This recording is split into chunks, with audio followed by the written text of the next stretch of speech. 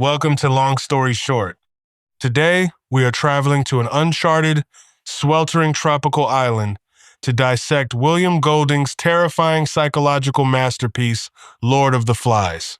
Imagine a group of highly educated, well-behaved British schoolboys whose plane is shot down over the Pacific Ocean during a fictional atomic war. There are no surviving adults. On the surface, it sounds like the ultimate childhood adventure, but just beneath the palm trees and the coral reefs lies a bloody, terrifying descent into absolute savagery. We are going to break down exactly how civil society collapses and why this book is the ultimate counter-argument to the idea of human innocence. Long story short, Lord of the Flies is not just a survival story. It is an autopsy of human nature. It argues that without the strict punishing rules of civilization to hold us back, every single human being will naturally revert to a bloodthirsty, primitive state. First, let's establish our core group of boys, because each one represents a different pillar of society. Our protagonist is Ralph. He is athletic, charismatic, and represents order, democracy, and rational leadership. Beside him is Piggy.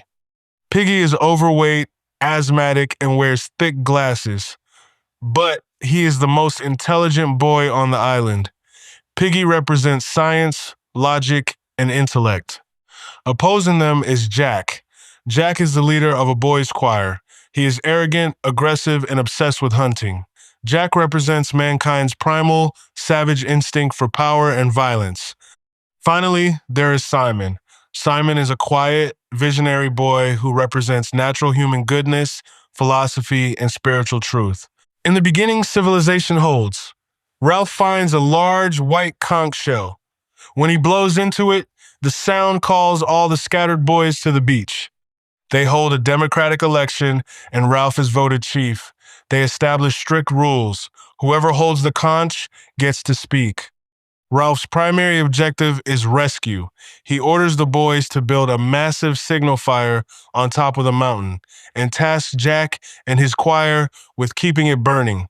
But Jack is obsessed with hunting the island's wild pigs. He paints his face with clay and charcoal, creating a mask that liberates him from his civilized British identity.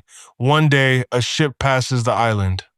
But Ralph realizes, to his absolute horror, that the signal fire has gone out.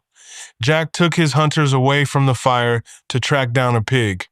They return covered in blood, chanting, "Kill the pig, cut her throat, spill her blood." They have secured meat, but they have lost their chance at rescue. The fragile civilization begins to fracture. Soon, a deep, paralyzing terror grips the younger boys. They claim there is a beast on the island. One night, a dead fighter pilot parachutes down from a dogfight high above the island, his body becoming tangled in the rocks at the top of the mountain. In the dark, the boys see the flapping parachute and mistake it for a massive, ape-like monster. The beast is real. Jack uses this terror to his ultimate advantage. He promises to protect the boys and hunt the beast. He completely breaks away from Ralph's democratic group, forming his own savage tribe on the other side of the island. Almost all the boys abandon Ralph and join Jack, trading their freedom for the promise of meat and security. If Golding's deeply symbolic, terrifying narrative is something you want to experience firsthand, and you absolutely must if you want to understand the psychology of the boys' descent, I have linked the full audiobook and physical copy in the description below. Consuming the original text is the only way to feel the true dread of the island. For now, let's look at the absolute destruction of Innocence. Jack's tribe becomes a terrifying cult. They violently slaughter a mother sow, and in a twisted ritual, they sever the pig's head and mount it on a sharpened stick in the jungle as an offering to the beast. The flies swarm the rotting meat. Simon, wandering alone in the jungle, hallucinates a conversation with the severed pig's head, which identifies itself as the Lord of the Flies. It reveals the ultimate, terrifying truth of the novel. The Lord of the Flies tells Simon, "You knew, didn't you? I'm part of you. The beast isn't a monster hiding in the jungle.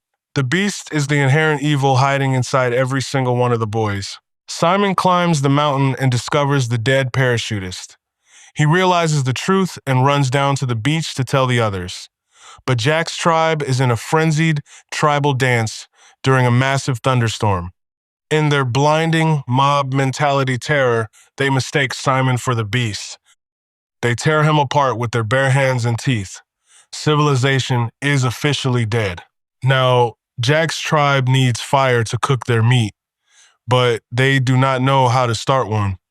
So, under the cover of darkness, they raid Ralph's camp and violently steal Piggy's glasses, the only tool capable of focusing the sun's rays to make a fire. Ralph and Piggy march to Jack's fortress to demand the glasses back. Piggy holds up the white conch shell, desperately trying to appeal to logic and the rules of the old world. But Roger, Jack's most sadistic lieutenant, leans his weight on a massive lever, dislodging a boulder from the cliff above. The giant rock strikes Piggy, shattering the conch shell into 1,000 pieces and knocking Piggy off the cliff to his death on the rocks below. The destruction of the conch and the murder of Piggy represent the complete annihilation of law, order, and intellect. Jack orders his tribe to hunt Ralph down like an animal. They set the entire jungle on fire to smoke him out. Ralph runs for his life, breaking through the burning underbrush and collapsing on the beach, waiting for the spears to pierce his back. He looks up and sees the polished black shoes of a British naval officer. The massive jungle fire acted as a signal, drawing a warship to the island. The officer looks at the painted savage boys holding sharpened sticks and casually asks if they are playing a war game. Ralph begins to weep. He cries for the end of innocence, the darkness of man's heart, and the fall through the air of the true, wise friend called Piggy. Clears throat. To guarantee an A on your final essay, you need to master 3 foundational symbols from this text. First, the conch shell. This is the ultimate symbol of democracy, order, and rational discourse.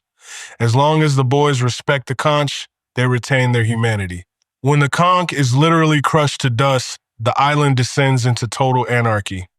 Second, Piggy's glasses. The glasses represent science, technology, and intellectual foresight. When the boys first use the glasses to start the signal fire, technology is used for good. When Jack's tribe steals the glasses to cook meat, it shows how technology can be violently co-opted by savage regimes for their own survival. Third, the Lord of the Flies.